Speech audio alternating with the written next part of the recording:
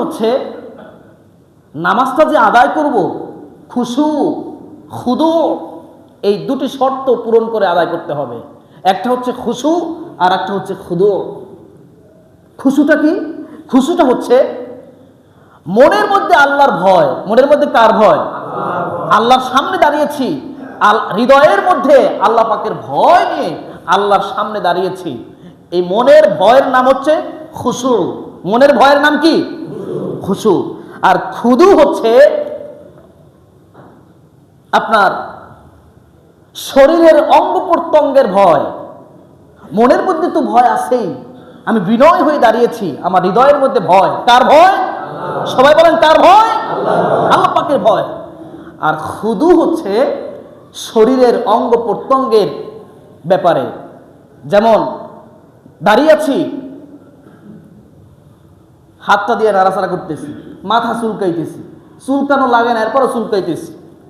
বিশ্বাস করুন, আমি তো আপনাদের এইখানে থাকি, আমি তো দেখি আপনারা কে কি করেন। মাঝে মধ্যে দেখি যে সেজদায় যাবে, তখন দেখে সামনে একটা চুল, কি মাথার চুল কিংবা দাড়ি, সেজদায় যাওয়ার আগে এরপরে ফু দেয়, ওইটা সরাইবে। ফু দেওয়ার পর সরে না, এরপর হাত দিয়ে সরায়। যেভাবে হোক ওইটা সরান লাগবে, ওইটার উপরে সেজদা দেওয়া হারাম। বুঝছেন তো?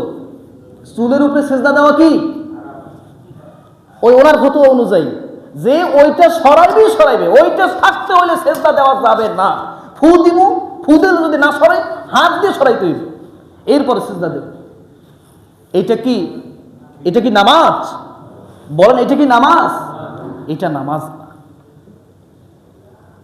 নামাজে আছে মনোযোগ আর এক দিক।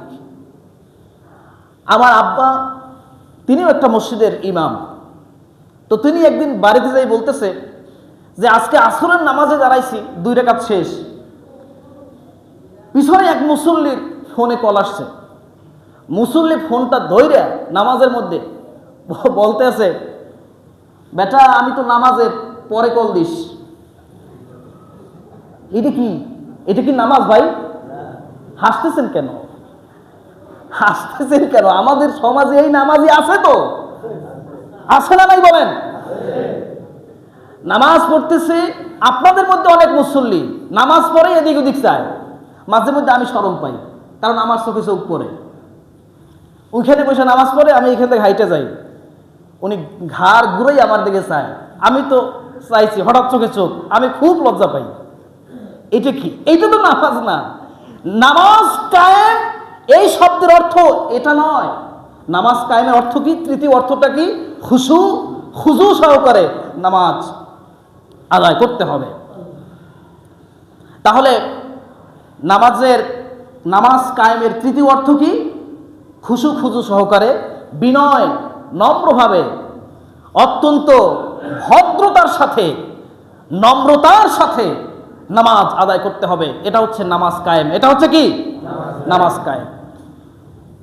নামাজ কায়েমের 4 নম্বর অর্থ হচ্ছে নামাজ পুরুষরা জামাতের সাথে আদায় করবে। কিসের সাথে আদায় করবে? মসজিদে এসে জামাতের সাথে আদায় করবে। এটা নামাজ কায়েমের 4 নম্বর অর্থ। নবীজি বলেছেন, মান সামিআল মুনাদিয়া ফালাম ইয়ামনাহু মান ইত্তিবাইহি উযরুন। কথার ওজন খেয়াল করুন।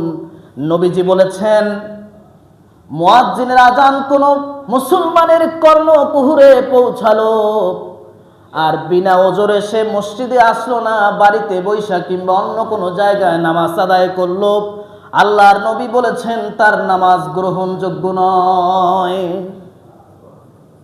সুবহানাল্লাহ না নাউজুবিল্লাহ।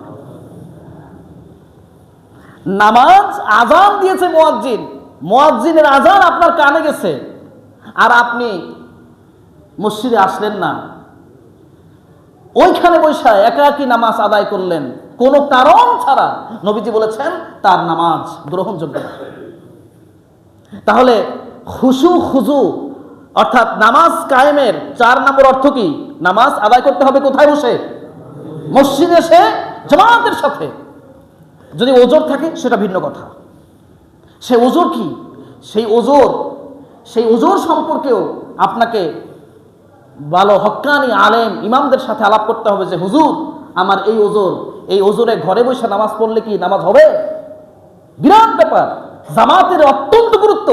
নবীজি বলেছেন আমার মনে চায় মুয়াজ্জিনকে বলি ইকামত দাও, আর আমার ইমামতের মুসল্লায় আরেকজনকে দাঁড় করাইয়া আমি মশালে আগুন ধরাইয়া নিয়া এরপরে যেগুলি আজান শুনে মসজিদে আসলো না ওদের ঘরে গিয়া প্রত্যেকটার ঘর আগুন দিয়ে জ্বালাইয়া ভস্ম করে দেই, আমার মনে চায়।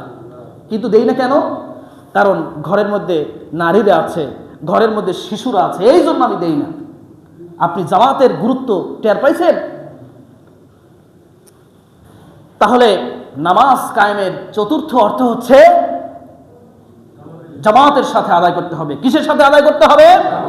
জামাতের সাথে আদায়।